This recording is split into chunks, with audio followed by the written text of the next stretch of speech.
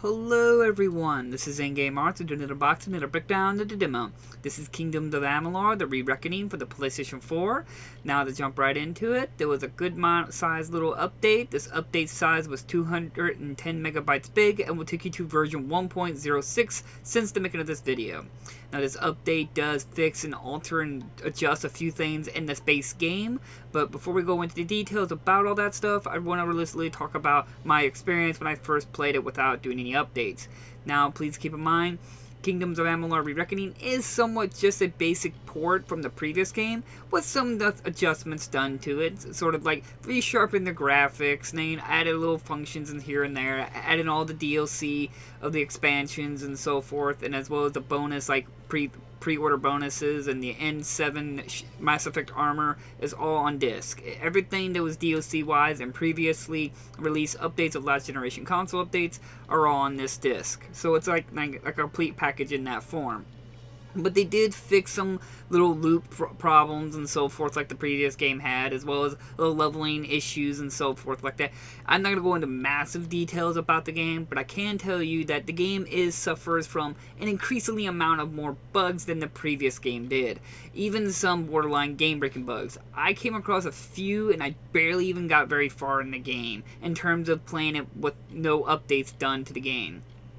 So, in terms of experience, I mean, it's a hit and miss. This is quite typical of Nardec. They tend to release games that are clearly not ready and try to push it out and do the typical release it now, fix it later mono. And again, sadly, Kingdoms of Amalur has suffered because of this.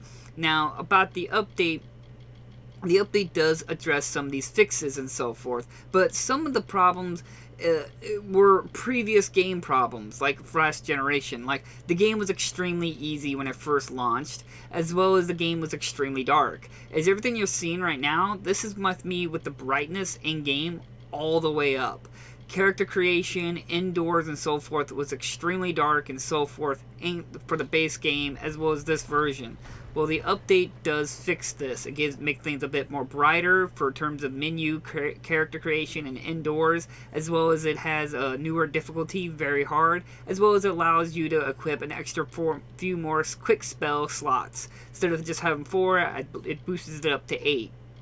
So it's very disappointing that not only is the base game on disc kind of a buggy, not a complete, I wouldn't call it a mess, but it's definitely not what it used to be in terms of performance, in terms of mechanics. I never had like frame rate issues or anything like that, or a game just not responding, but just more like game bugs, like where you were supposed to get an item, where a loot was supposed to drop, or somebody was supposed to give you a quest, but he doesn't. Stuff like that. Things are not triggering as they're supposed to be.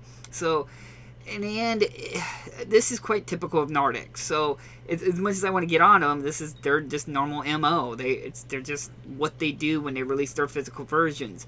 But if you ignore all that and you're still able to say you played through the game and somehow you were not experiencing any bugs, how is the game?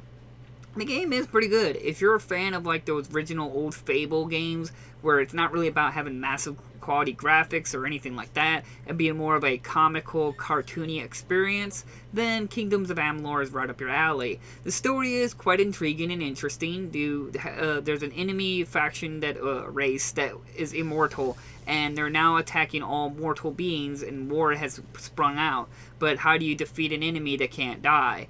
As you are the mortals are slowly losing the war, eventually, well, you die, and then out of research and technology and magic, you are brought back to life. In terms of that, your life is now like undetermined. You can deny destiny and fate, and in so you're able to control your destiny and fate by progressing. You can choose to be a warrior, a thief, a wizard, or all three combined. So it's just kind of like a mystical, warlock kind of style story, and just it's intriguing. Nothing too impressive in terms of my opinion, but the game does deliver in that kind of field. It's nothing that truly amazed me back then, and even now. I didn't get too far in the game, as again, I've always stated I'm not a big fan of huge open world games, and this is again another huge open world game. I don't really find them fun to play or explore. Though the game is, like I said, for what it's delivering and what you may want out of this kind of experience, it delivers. And if you've played like many open world RPGs and you're just looking for something new to add to your shelf, or looking for something joyful to play in terms of an action RPG, then this is right up your alley. But again, for the base on disc, it's disappointing. As I said, it's got many bugs. It's just a straight port. They didn't put any of the fixes and so forth like that.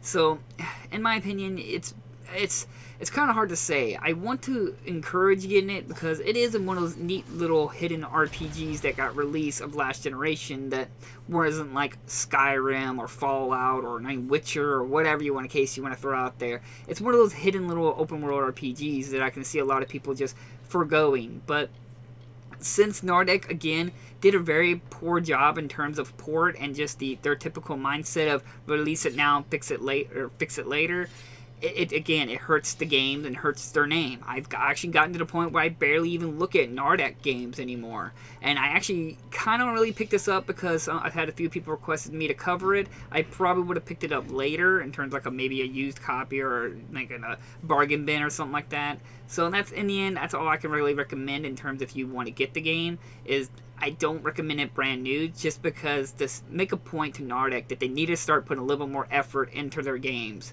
But in the end, it's still a fun game. I'm glad the game got another release, and if you don't mind doing downloads and updates and so forth like that, I'm sure they're going to fix it later and there'll be no issues whatsoever. All my complaints will become meaningless to you.